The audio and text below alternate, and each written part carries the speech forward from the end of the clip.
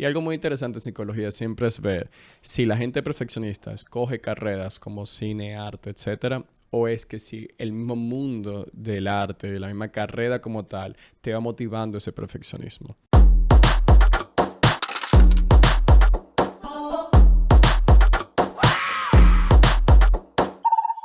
Hola a todos, bienvenidos a un nuevo episodio de Viviendo del Cuento. El día de hoy nos acompaña una persona que ustedes probablemente o un amigo de usted ha puesto un post o ustedes mismos lo siguen. Hoy nos acompaña el psicólogo clínico Alejandro Kep, mejor conocido como Simple Psych. Bienvenido, Alejandro. Hola, muchas gracias. Yo estaba súper emocionado de que tú vinieras porque, como te estaba diciendo antes de que empezáramos a grabar, en todos los episodios surge algo de salud mental. Porque yo creo que los artistas, que es lo que nosotros hablamos aquí en este podcast, vivimos un journey particular en ese sentido. Sí. Entonces yo quería preguntarte, antes de empezar por ahí, para que la gente tenga un poco de contexto, ¿cómo empezó Simple Psych y lo que tú haces hoy en día? Para que la gente tenga un poco de contexto primero antes de entrar en materia. Vale. Pues Simple Psych surgió porque yo estaba en la carrera y estaba pasando demasiado tiempo en Instagram y siento que era como tiempo desperdiciado, como que no hacía nada. Entonces dije, bueno, déjame seguir cuentas de psicología que por lo menos pueda aprender mientras estoy en Instagram. Y realmente en ese momento, que eso fue hace como 7 años, no había ninguna cuenta de psicología que me gustase. Todas las cuentas eran las típicas de, si tú crees, tú puedes, sea como cuentas motivacionales más que cuentas de psicología. Y entonces dije, bueno, si no la hay, pues déjame crear la mía. Claro. Y lo que hacía es que lo que iba aprendiendo de la carrera, como que iba haciendo un post acerca de eso. Al principio tenía como 25 seguidores, de los cuales la mayoría de mi familia, el resto eran seguidores falsos, o bots y cuentas así. Y nada, fue creciendo poco a poco hasta llegar a lo que hoy en día, que hoy justamente llegamos a 78,000 seguidores. Sí, yo estaba viendo que, como antes de empezar justamente, Rizzy me decía lo mismo que yo mencioné, que todo el mundo, aunque sea un amigo de ellos, ha puesto algo tuyo. Gracias. Y las, como esos dibujos que tú tienes son tan particulares que uno los reconoce de una vez. Y uno sabe de una vez que tú cuentas. Sí, lo que pasa es que parte de porque se llama Simple Psych, y siento que a veces la gente explica las cosas demasiado complicadas. Entonces yo quería todo muy sencillo. Y los dibujo un poquito de eso. Es un texto con un dibujo del medio, como con un color, como que no va mucho más allá, sino que uno rápidamente puede saber de qué va el post. Y tú haces todo tú solo. Sí, lamentablemente. ¡Wow! Espérate, vamos a ver cómo te ponemos el micrófono. Porque Ahí. es que te di el micrófono de cocotado. Ok. Dame el siguiente. Ok. Ahí Eso está es lo mejor. que va. Ajá. Súper. Entonces, antes de empezar, tú me estabas mencionando que tú has visto el mundo artístico, digamos, desde muy cerca. Entonces, ¿cuál ha sido esa experiencia que tú has tenido y qué tú has observado en común en los artistas? Sí. Bueno, para contar una historia graciosa, antes de tocar el tema de salud mental de los artistas, mi mamá siempre quiso que yo fuese actor, artista. O sea, siempre estaba como metido eso en la cabeza. Porque yo lloraba mucho, yo era un niño muy emocional. Entonces ella dijo, tú vas a ser actor o vas a ser artista. Que todo lo contrario a lo que vive la mayoría de la gente. Sí. Que diga, ¿artista qué? Literal. Y tu mamá quería eso. Sí, me mandó 8 años a un campamento de arte. Y lo más gracioso es que los 8 años yo cogí los únicos deportes que había dentro del campamento de arte. Porque las artes no se me dan bien. Me encantan, las aprecio, pero nunca se me daba bien. Entonces al final le salió todo lo contrario de lo que ella quería. Wow. Pero sí, aparte de eso, mi novio es fotógrafo, entonces me ha introducido un poquito en ese mundo. Y muchos de mis pacientes realmente son artistas. Al principio eran muchos doctores, pero a través de los meses he visto como un cambio muy grande. Incluso la mayoría de mis pacientes ahora mismo son cineastas. Y me ha sorprendido mucho porque cuando tú ves ese patrón, pues te tienes que dar cuenta que hay algo que está ocurriendo para que haya tantos cineastas buscando ayuda. Claro. Vamos a hacer un paréntesis para aclarar que tenemos un tercer invitado hoy. Que es Ávila, la perrita de Alejandro. Sí, si escuchan un Si sonido. escuchan algo, es ella. Exacto. Entonces, cuéntame qué tuviste en común en ellos. ¿Qué tú dices que es el patrón? Sí. Bueno, pues una de las cosas que yo más veo es perfeccionismo. Definitivamente es una de las cosas que más veo en todos los artistas y es uno de los temas con los que ellos más struggle, con los que ellos más se complican. Y algo muy interesante en psicología siempre es ver si la gente perfeccionista escoge carreras como cine, arte, etcétera, o es que si el mismo mundo del arte, la misma carrera como tal, te va motivando ese perfeccionismo. ¿Qué tú crees que sea? ¿Cuál es tu teoría? Vamos a tener que quitarle eso, suena muy duro. Sí. Sí. ¿Cuál es tu teoría? ¿Cuál de las dos? Yo creo que es una combinación de ambas realmente. Porque ella está negada. Sí siento que hay una parte en la carrera que te pide cierto perfeccionismo. Algo que me pasa mucho con mis pacientes, que ellos incluso como struggle, y lo he visto mucho con llamarse a ellos mismos como artistas. Y creo que eso mismo es por el perfeccionismo. Es como que no, hasta que tú no hagas esto, hasta que tú no llegues a este nivel, que son unos niveles sumamente altos, o sea, es como, no sé, hacer una película, dirigir una película, pues entonces yo no me puedo llamar artista. Y, o sea, eso es perfeccionismo puro y duro. Y es, no, o sea, tú eres artista porque te graduaste o hiciste una carrera o porque haces arte, tan sencillo como eso. Porque si yo me gradué de psicólogo, soy psicólogo, no tengo que esperar a, no sé, dar la terapia más magnífica de la vida para llamarme a mí mismo psicólogo. Claro, es verdad, hay un tema fuertísimo con eso. Y justamente yo creo que también lo refuerzan muchas veces hasta cómo te trata el ambiente. ¿Qué quiero decir con eso? Muchas veces yo he dicho que nosotros que nos graduamos de cosas así artísticas, digamos, muchas veces pagamos como la novatada cuando nos tratan como artesanos durante años, nos pagan como artesanos y luego ya cuando tú alcanzas este estatus de artista es donde te pagan lo suficiente como para tú tener una vida digna, una vida como tú entiendes, que sea lo suficiente, o sea, que tú puedas mantenerte bien y vivir como a lo mejor viven tus compañeros que estaban contigo en el colegio, por ponerte un ejemplo. Entonces, ¿tú has visto un poco de eso también? Sí, y eso es una de las cosas que también está muy correlacionada con los artistas sufrir de salud mental, porque se sabe que mientras más problemas económicos, más aumenta la depresión y la ansiedad. Entonces, si sabemos que el arte no es una carrera que está bien remunerada en República Dominicana, pues entonces eso mismo va a causar más ansiedad y más depresión.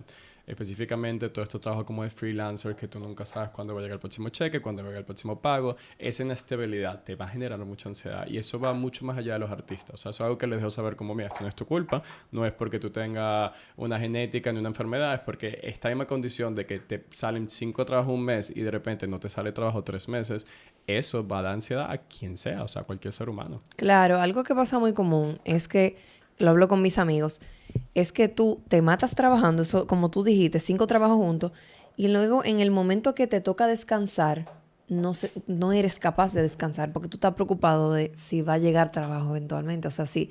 Y también uno se está preguntando todo el tiempo si esta es la última vez que yo voy a trabajar. Como si ya la gente se va a dar cuenta de que a lo mejor como que yo no soy tan bueno. Entonces, yo creo que ahí entra un poco el síndrome del impostor. Sí. Cuéntame un poco desde el punto de vista psicológico, ¿qué sería eso?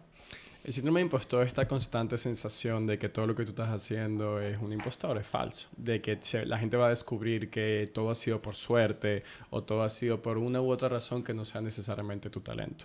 Es mucho más común en mujeres y tiene mucho que ver con la autoestima y con la exigencia. ¿Y por qué van como en mujeres y eso tan random? Realmente no lo sé, porque incluso las mismas investigadoras no lo saben, pero se ha comprobado que en mujeres es más común. Tal vez porque las mujeres struggle un poquito más con el mismo hecho de que las reconozcan y que ellas mismas se reconozcan como, mira, esto es cierto, esto es válido. O sea, al final vivimos una cultura sumamente sexista y como que eso puede ser una de las cosas como que afecta bastante.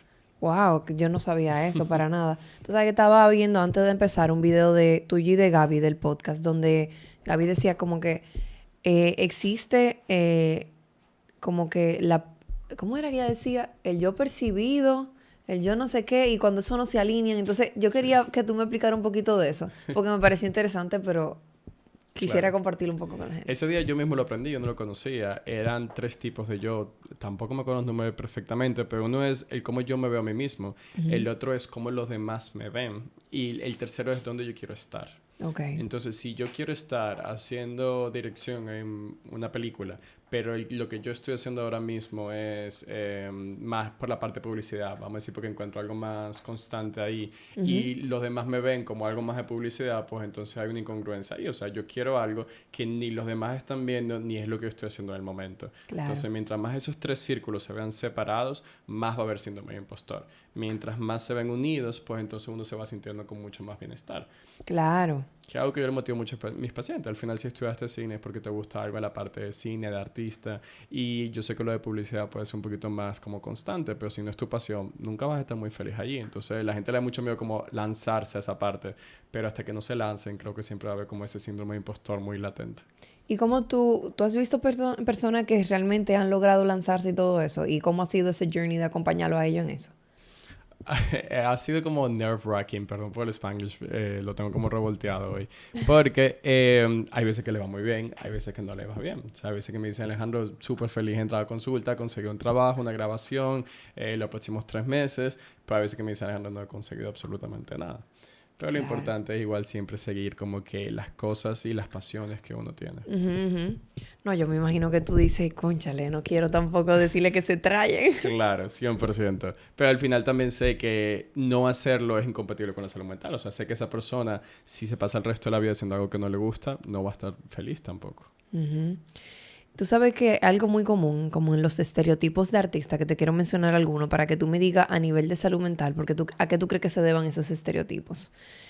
El primero es el del artista deprimido. El artista que siempre bebe y el artista que... Eso, como que le molesta la vida. ¿Cómo te entiendes? Como ese estereotipo. ¿A qué tú crees que se deba como ese primer estereotipo? Y como que cuál sería la manera de fight it back, como de... Es una pregunta complicadísima. ¿Por qué? Porque, por ejemplo, primero muchas personas famosas que conocemos han tenido muchas problemáticas de salud mental.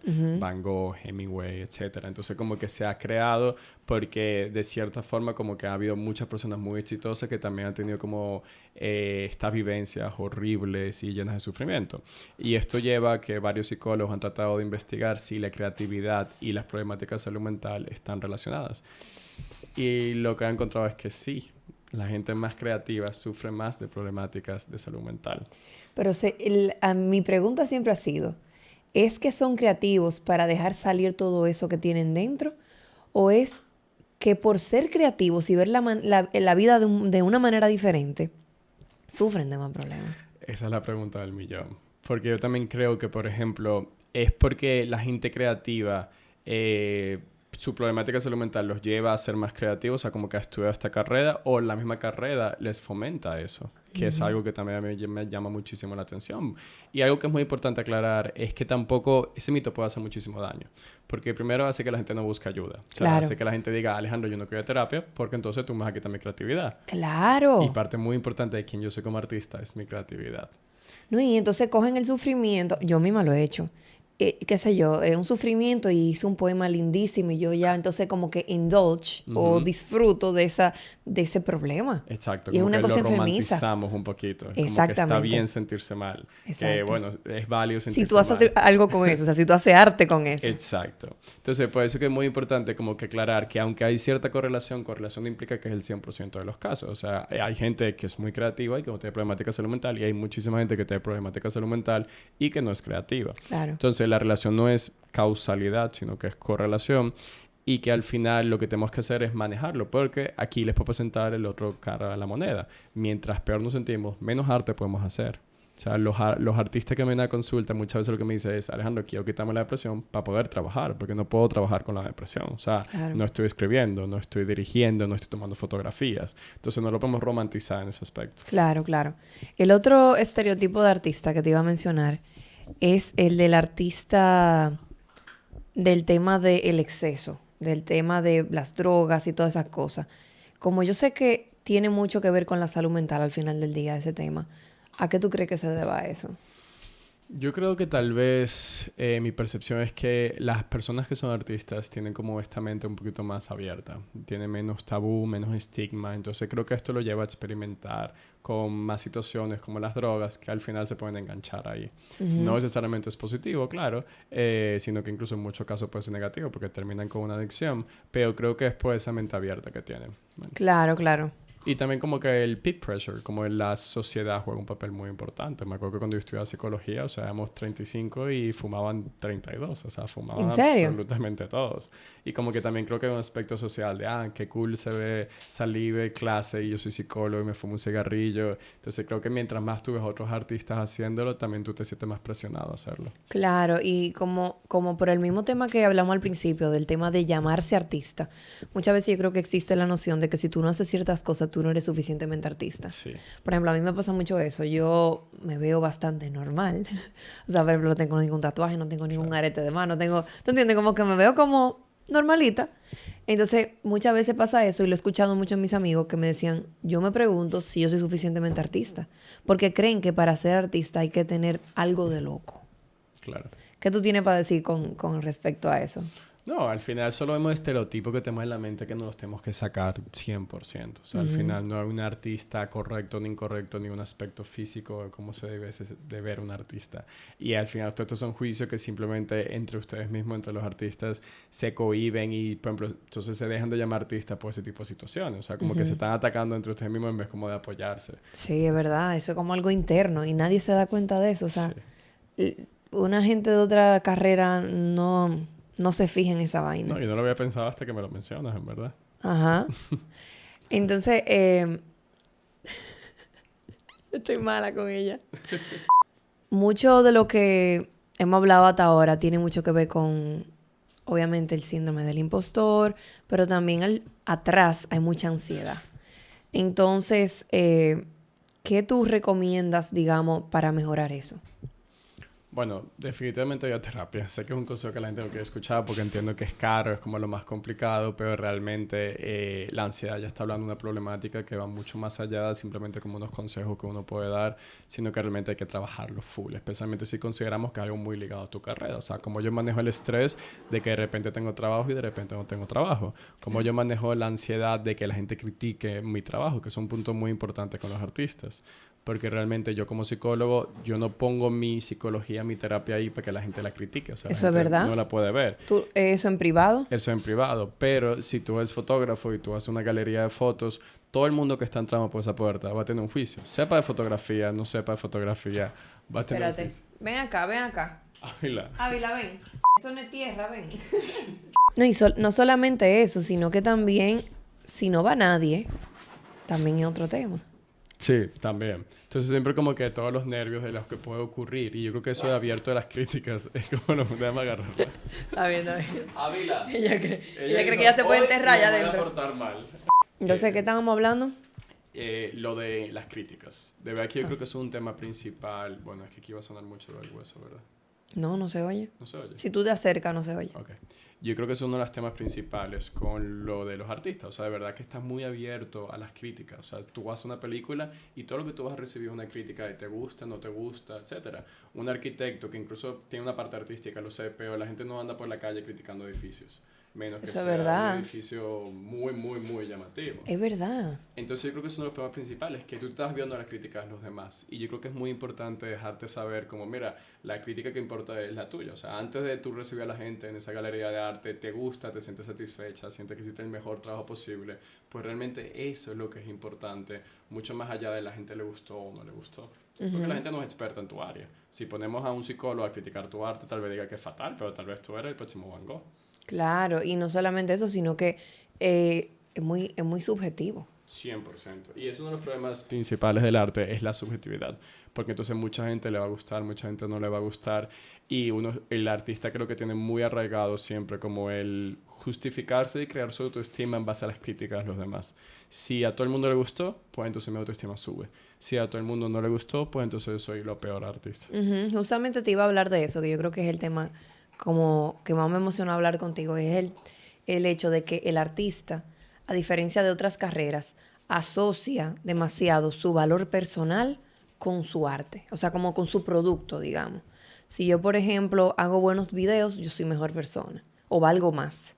Entonces, ¿a qué tú crees que se deba eso, principalmente? ¿Y cómo se diferencia a otras áreas? Claro.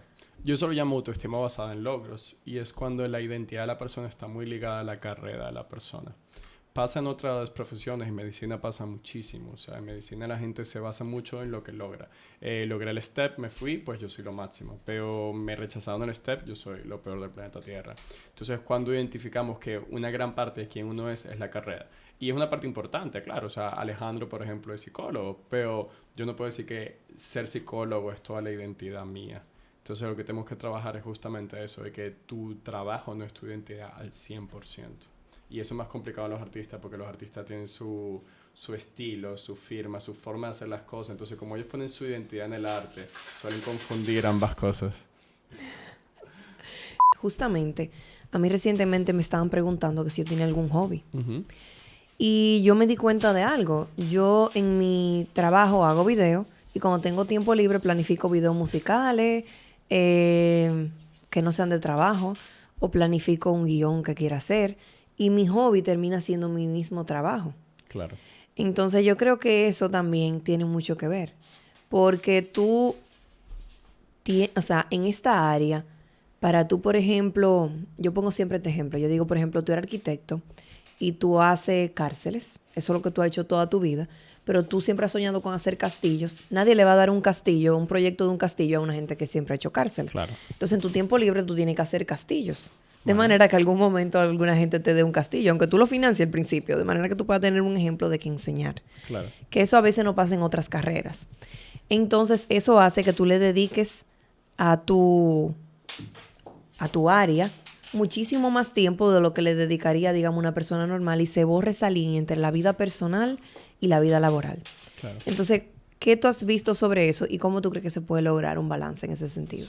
Bueno, hay que buscar otro hobby, 100%. O sea, es válido hacer castillos en tu tiempo libre, pero también tienes que hacer otras cosas que no sea solo hacer castillos, sino Claro. tiempo que no sea de trabajar, tiempo que sea de estar tranquila, de hacer deporte, jugar, escuchar música. Yo creo que algo que le pasa mucho a mis pacientes es que como ellos hacen arte, esto me han comentado, como que tal vez no puedan disfrutar del arte de la misma forma. Hay gente que sí, pero hay gente que no. O sea, hay gente que me dice, le pasa a mi novio. Mi novio ve películas y él se está fijando en las 50,000 cosas de la película. O sea, hay un más mínimo error que yo en mi vida me hubiese dado cuenta. Y él dice, hubo un corte ahí, hubo tal cosa. Entonces hay un momento donde yo siento que él no lo está disfrutando tanto, porque como él sabe tanto, entonces él lo está como analizando de esa perspectiva. Ajá. Y el problema de esto es que las artes se hacen para distraernos. Pero Claro. ustedes que son artistas, si viendo el arte no se distraen, sino que le ponen como extra enfoco, entonces ¿dónde está la distracción de ustedes?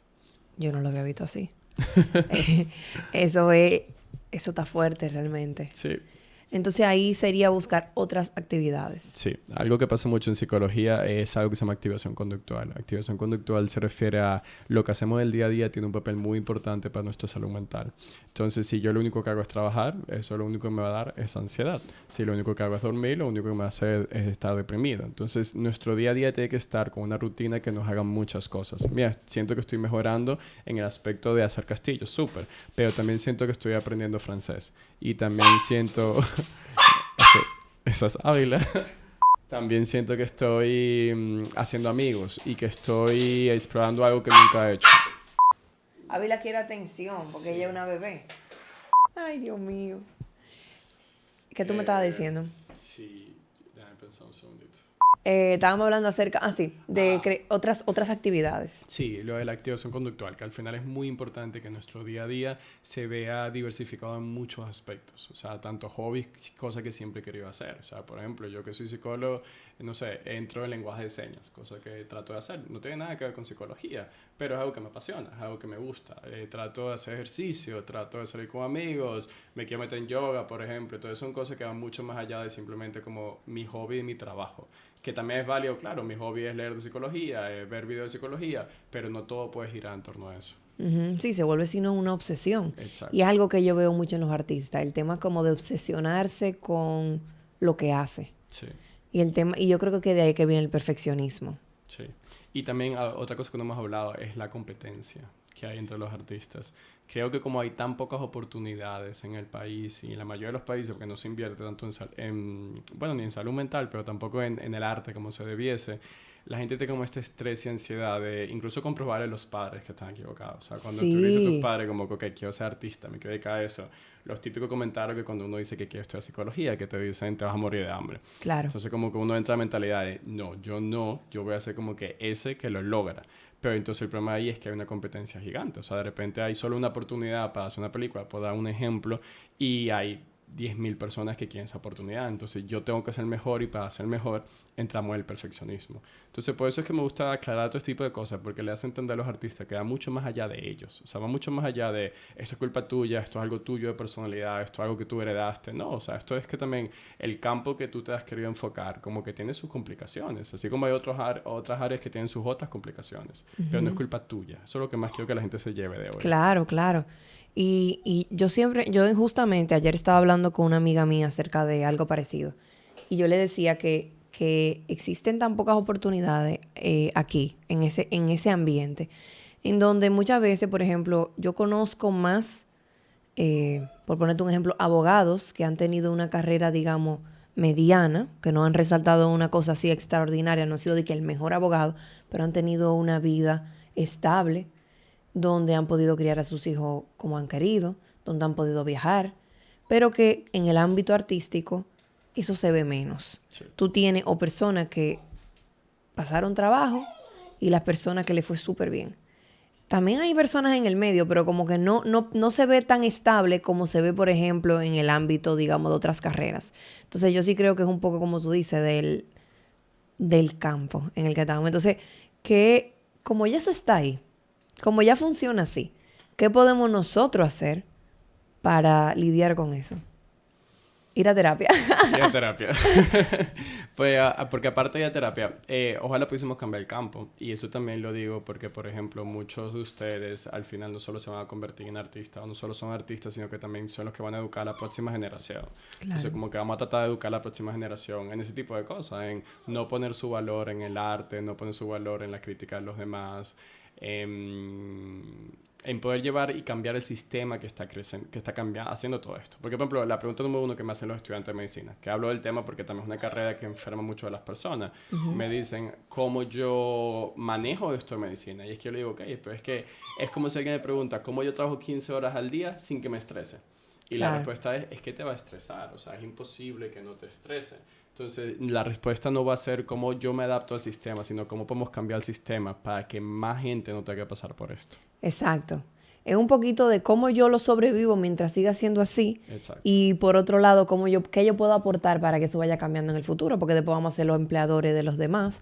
Y también ese tipo de cosas se dan hasta con los horarios. Por ejemplo, si yo sé que una persona tiene derecho a la vida personal, porque yo tengo vida personal, yo entonces voy a entender que un rodaje no puede durar 20 horas, claro, como muchas veces pasa. Sí. Entonces yo creo que eso es un poquito, o sea, eso que tú dices realmente va más allá de la salud mental. Mira como un tema como de que la industria tiene que cuestionarse algunas cosas y la salud mental de las personas que lo componen. Sí. Por ejemplo, ahora mismo hay mucho movimiento acerca del tema de las horas de rodaje, acerca del tiempo que toman, acerca de las pagas que sean justas, ese tipo de cosas. Entonces yo creo que es verdad que hay mucho que cuestionar en ese sentido. Sí, porque a mí me gusta diferenciar lo que es psicológico y lo que no es psicológico. Si estás trabajando 18 horas al día y te está afectando, eso no es psicológico, o sea, eso es completamente físico. O sea, no estás durmiendo, no estás haciendo nada, estás solamente trabajando, eso le va a afectar a quien sea. Entonces claro, yo no te puedo dar herramientas para manejar eso porque simplemente es inhumano. Simplemente que hemos construido muchos sistemas que son inhumanos por beneficio económico de otras personas, etc. Uh-huh. Y con ese tema que tú me mencionabas de la competencia, creo que viene mucha comparación que afecta obviamente la autoestima. ¿Qué tú has visto en terapia, digamos, en ese sentido? La comparación es una de las cosas que más veo, definitivamente. Creo que va muy de la mano el perfeccionismo. Si esta persona lo logró, porque yo no lo logré. Y yo algo que le trato de decir es como que casi ninguna comparación es válida. O sea, vamos a tratar de ver todos los aspectos que te diferencian a ti de esa persona. No, que fulanito tiene edad en Estados Unidos y le ha ido súper bien. Y es como que, bueno, Estados Unidos ya es otro campo completamente diferente. O sea, ya está invirtiendo completamente más en arte como lo están haciendo aquí en Dominicana. Entonces, ya es una comparación válida. No, fulanito, no sé qué, que lo mandaban a Francia a hacer, no sé, una carrera. Como que, bueno, mira, ellos tienen la oportunidad económica para darle la formación, cosa que tal vez tú no tuviste, y eso también es una comparación que no es válida. O sea, tú estás haciendo lo mejor que tú puedes con las herramientas que tú tienes en el momento. Entonces, eso es algo que le trato de fomentar mucho a mis pacientes para que entiendan que esas comparaciones no sirven de nada. Si yo me comparo ahora con Freud o con Beck, que son psicólogos famosos, deprimido pues, obviamente yo voy a estar deprimido, pero mis condiciones han sido completamente diferentes a las suyas. Lo que yo les recomiendo es como que los artistas se unan para hablar de estas vivencias, como que sea muy chulo que haya como un grupo, vamos a decirlo, de salud mental, un grupo de apoyo de personas artistas, porque realmente ustedes son los mejores que se pueden guiar en este camino. Ustedes son los mejores que pueden como que expresar cómo se siente. O sea, yo tal vez le he dicho algunas cosas que he visto a mis pacientes, pero aún así yo estoy fuera como de esta comunidad. Si viene de ustedes mismos, se pueden dar como esa herramienta, esos tips, y el solo oír que las demás personas están pasando por lo mismo sana muchísimo. O sea, el solo saber que hay 20 personas que todos los miércoles se reúnen y te están contando exactamente las mismas vivencias que tú te sientes mucho mejor porque sientes que no estás solo y entiendes que es parte del proceso. Tú sabes que justamente por eso fue que nació este espacio. Porque yo comencé a notar, yo comencé a subir videos yo de cosas que me pasaban y yo comencé a notar que muchísima gente resonaba con eso. O que muchísima gente me decía, a mí también me pasa. Y eso no solamente me ayudaba a mí a sentirme mejor, sino que me daba cuenta de que estaba ayudando a otras personas. Claro. Y justamente, antes de empezar hablamos de Nicole Coscu y la iniciativa que ella tiene de Industria Freca. Y en una de las charlas le preguntaron a la gente que cuando uno se comienza a sentir artista, que fue justamente como empezamos hablando. Y una persona respondió, él es un actor que le ha ido súper bien, y él respondió que mientras más rápido tú entiendes que tú nunca te vas a sentir así, más rápido tú dejas de sentirte mal. O sea, que él decía que mientras más rápido tú entiendas que mejor tú te veas como un artesano, que hace todo lo día una vasija, y no como un artista, porque el artista es como algo absolutista, es como que yo hago una vasija mal, no soy artista. Mientras que el artesano no. El artesano todos los días hace una vasija y es muchísimo más difícil que llegue al punto en el que, como estábamos hablando, cuestione su autoestima por esa vasija. Claro. Cuando empezamos hablando, tú me hablaste un poco acerca del tema del dinero y la salud mental.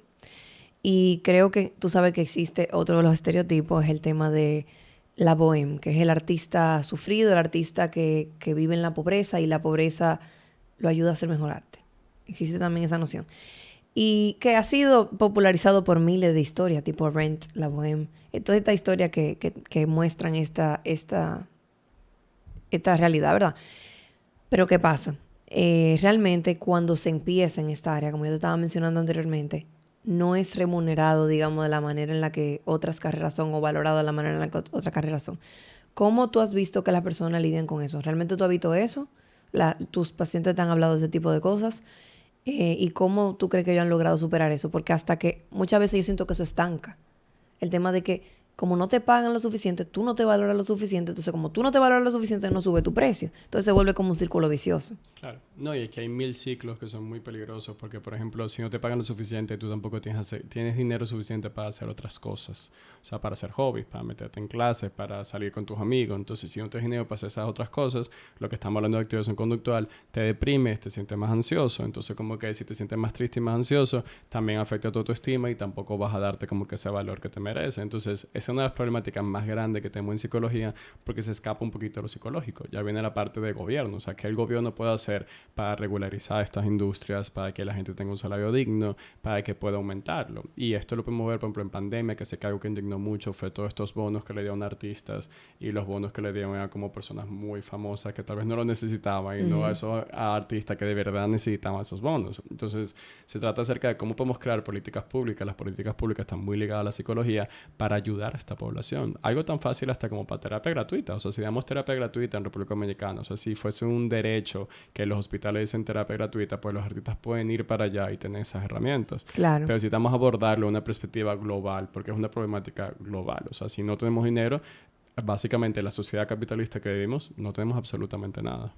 Exacto, entonces se vuelve un círculo vicioso donde cómo tú sales de ahí y cómo en lo que eso cambia, que la gente puede hacer hoy. Y a terapia. Hashtag, vayan a terapia. Exacto. Y no, bueno, lo de los grupos que también dije, o sea, el poder votar esa presión que ustedes sienten a través de ustedes mismos, siento que es muy importante. Uh-huh. Sí, algo que yo iba a decir es que, por ejemplo, el arte, hemos hablado de muchos aspectos negativos del arte, pero también hay muchísimos aspectos positivos del arte. Claro. Está el arte terapia, que es una rama de psicología en la cual se trabaja las problemáticas de salud mental, la ansiedad, la depresión a través del arte, y se ha demostrado que es súper eficaz. Entonces, como que eso también es importante, o sea, el arte ayuda. También algo que me gusta aclarar es con ciertas indicaciones y los profesionales que se dedican a esta área. Porque claro, si tú estás deprimido y te pones a dibujar una temática completamente aparte, pues tal vez eso sea solo una forma de evitar las emociones y eso tal vez no te ayude. Pero si realmente tú buscas canalizar tu emoción de la tristeza en ese arte, lo más probable es que sí te ayude de alguna u otra manera. Entonces, arte terapia es súper chulo, es súper positivo, como que eso lo podemos dar. El arte nos mantiene vivos. O sea, algo que a mí me encantó fue lo que salió en la pandemia, que había unos memes que decían, bueno, no memes, como unos posts que decía como todo lo que tú estás haciendo ahora mismo en pandemia es arte. O sea, si estás viendo televisión, si estás escuchando música, o sea, todas las cosas que sí podemos hacer en pandemia que nos mantuvieron cuerdos fue gracias al arte. Uh-huh. Y después que terminó la pandemia, como que creo que volvimos a no darle tanta importancia como la que se merece. Claro. Y ya lo último que me gustaría decir también positivo es que parte de nuestra identidad es nuestra cultura y la cultura es nuestro patrimonio y al final nuestro patrimonio está muy ligado al arte. Entonces también la forma en cómo uno se ve a uno mismo es debido al arte que se ha creado. Por ejemplo, en Venezuela hay un artista muy famoso, se llama Cruz 10, si no me equivoco. El aeropuerto tiene sus obras, a todo el piso del aeropuerto es una obra suya. En muchos sitios icónicos de Caracas como que están sus obras y yo siento que eso es parte de mi identidad y parte de mi cultura. O sea, yo he construido parte de mi autoestima, parte de quién yo soy como persona, mi autoconocimiento con con soy venezolano, y parte de soy venezolano son sus obras y también son otras cosas de arte, como, no sé, la gastronomía, artes culinarias. Entonces, quién uno es como persona, su autoconocimiento, su autoconcepto, está muy ligado al arte que hacemos como país, a nuestro patrimonio como tal. Claro, justamente eso me hizo recordar el tema de que yo estudié guión en una universidad y una de las cosas que más me llamaba la atención era como al final del día todo el mundo procesaba su propia historia a través de otras historias que hacía. Entonces, muchas veces yo he escuchado la frase de que como que todo es las historias que nos contamos a nosotros mismos sobre nosotros mismos. Y yo creo que el arte muchas veces te ayuda a tú procesar cosas que tú no sabías que tú tenías que procesar, a tú entender mejor tu propia vida, las cosas que te han pasado, cómo tú te sientes con respecto a eso. Y es verdad que cuando nosotros logramos identificar todas esas cosas que el arte sí nos da, es muchísimo más fácil no caer en el estereotipo del artista deprimido 100%. También, 100%. Entonces te quería preguntar siempre en tu podcast, que me encanta la dinámica que tú tienes allí, ahí con Gaby, tú das un simple consejo, ¿eh? Sí, un simple consejo. Un simple consejo, exacto. Entonces cuéntame, ¿qué simple consejo tú le darías a los artistas? Yo creo que lo principal de verdad es traten de no compararse, traten de darse cuenta que tu arte no es tu valor. O sea, al final, ¿cómo tú vales como persona? Es una pregunta que quiero que se pregunten. O sea, incluso después de este podcast, agarra un papel y pon ¿qué me hace valer? Y trata de que arte no sea una de esas cosas. Porque si la gente solo funciona por su arte, solo vale por su arte, entonces casi nadie vale en muchos aspectos. Hay gente que no es artista, hay gente que no llega a esos niveles que queremos llegar. Entonces tu valor como persona va muchísimo más allá y tenemos que encontrarlo. Mira, yo valgo porque soy una persona que se preocupa por los demás. Yo valgo porque soy una persona que todos los días se despierta y trata de hacer lo mejor que puede. Esas son razones muy válidas de yo valgo como persona, mucho más allá de yo valgo por lo que yo hago solamente. Entonces, como que cambia esa dinámica de que tu trabajo y quién tú eres son dos cosas completamente diferentes, que se van a influir entre sí, claro, pero que son cosas separadas. Claro, yo siento que yo tuve una terapia contigo, casi, Alejandro. Son 3.500 pesos, no, mentira. Nos la repartimos, Rizzi, nos la repartimos. Pues nada, mil gracias por venir, Alejandro. De verdad que me encantó hablar de todas esas temáticas y ver principalmente, que creo que fue lo que me abrió la mente, de que o sea, nosotros queremos controlar cómo nos sentimos a veces. Y a veces nos sentimos así por consecuencia de las cosas que pasan. O sea, no todo está bajo nuestro control. Y yo creo que eso libera un poco. Sí. Entonces yo espero que la gente que escuche este episodio se sienta así, liberada. Que hagan que hagan lo del papel. Yo lo voy a hacer. Yo lo voy a hacer. Y nada, y vayan a escuchar su podcast. Dilo de tus redes. Mi red se llama Simple Psych y el podcast se llama Simplemente y pueden escucharlo en Spotify y el resto de las plataformas de podcast. Y muchísimas gracias por tener esta conversación porque siento que es muy importante en el mundo de los artistas hablar de salud mental. 100%. Pues nada, nos vemos en otro episodio de Viviendo del Cuento. Gracias. Bye.